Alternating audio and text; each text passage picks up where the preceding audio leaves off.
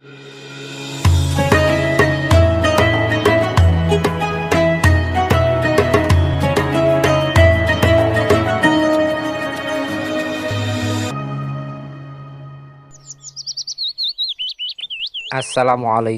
warahmatullahi wabarakatuh.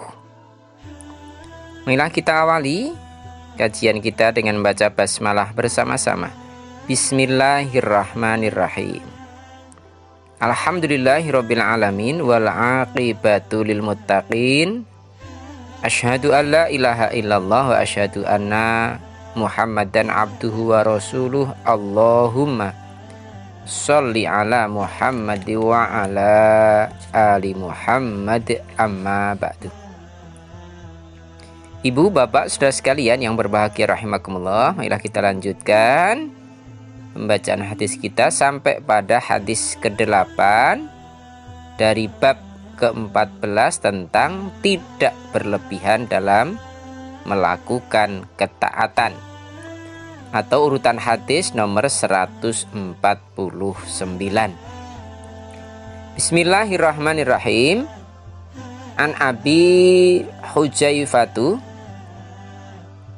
Wahbi bin Abdillahi radhiyallahu anhu qala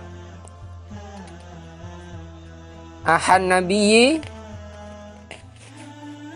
sallallahu alaihi wasallam baina Salmana wa Abi Dardai fazara Salamanu Abad Dardai fara'a Ummad Dardai mutabaddilatan faqala ma sa'nuki qalat akhuka Abu Dardai laisa lahu hajatun fid dunya faja'a Abu Dardai fasona alahu ta'aman faqala lahu kul fa inni shaimun qala ma ana bi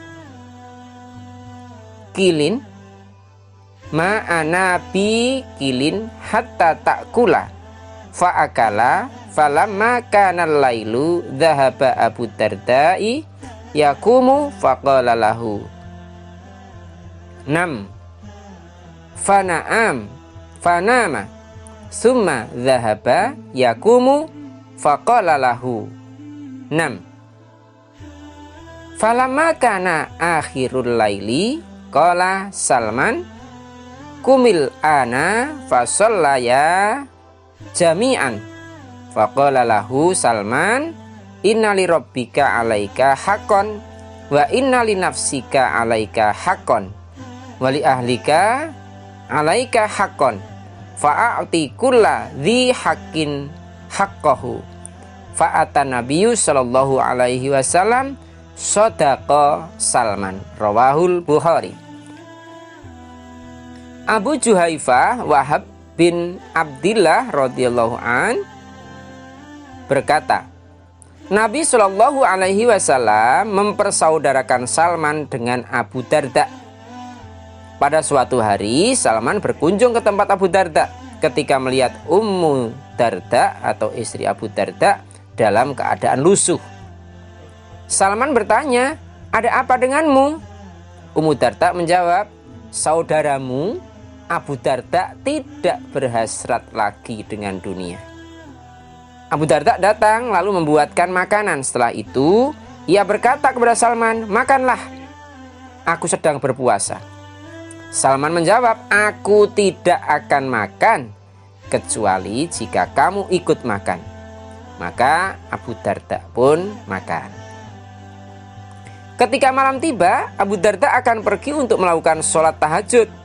Salman berkata kepadanya, tidurlah. Abu Darda pun tidur. Kemudian ketika dia akan pergi lagi untuk sholat tahajud, Salman berkata, tidurlah. Ketika akhir malam telah tiba, Salman berkata, sekarang bangunlah. Lalu mereka melakukan sholat bersama. Salman berkata kepadanya, sesungguhnya Tuhanmu mempunyai hak yang harus kamu penuhi, tubuhmu mempunyai hak yang harus kamu penuhi, dan keluargamu mempunyai hak yang harus kamu penuhi. Karena itu, penuhilah hak mereka masing-masing. Lalu Abu Darda datang menemui Nabi SAW, mengadukan semua itu. Nabi SAW bersabda, apa yang dikatakan Salman itu benar. Hadis riwayat Bukhari. Pelajaran hadis yang pertama, kita diperintahkan untuk menjalin ukhuwah Islamiyah, persaudaraan, mengunjungi teman, dan bermalam di rumahnya. Bahwa persaudaraan Islam, ukhuwah,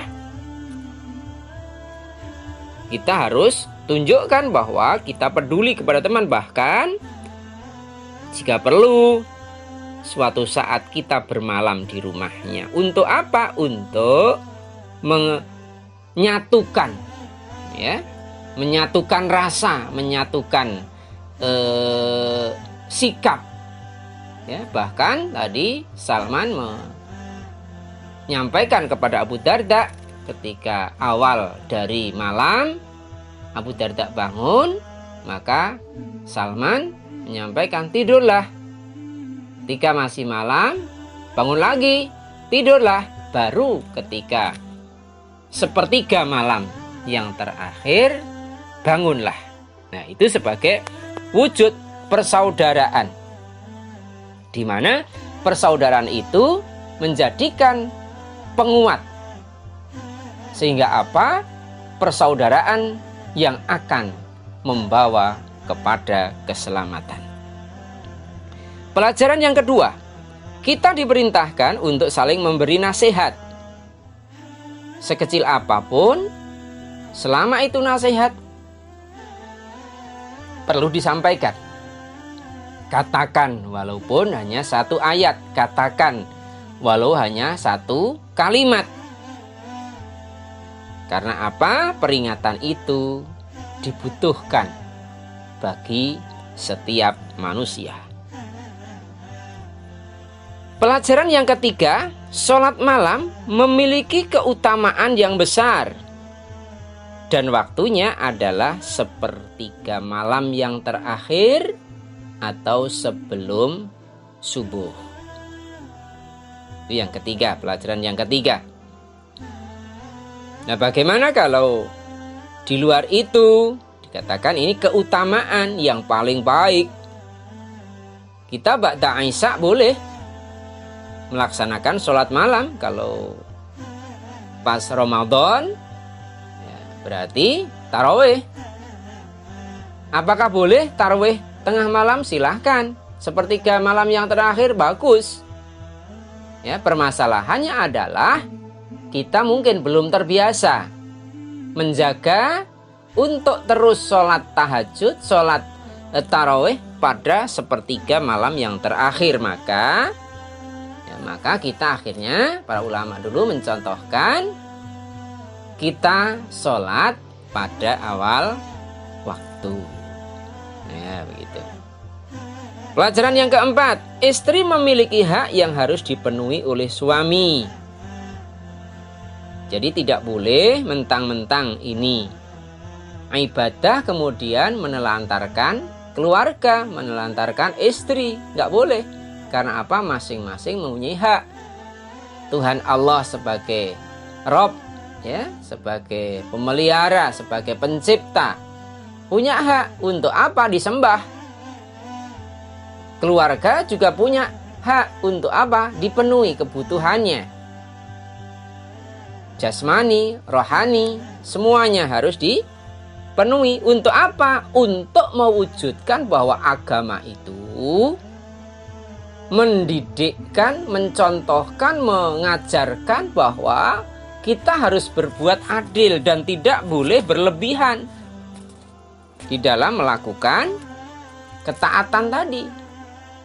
Ketika kita meninggalkan hak-hak yang lain hanya untuk sekedar melebihkan di dalam beribadah, maka tidak berlebihan dalam bab ini adalah tidak berlebihan dalam melakukan ketaatan.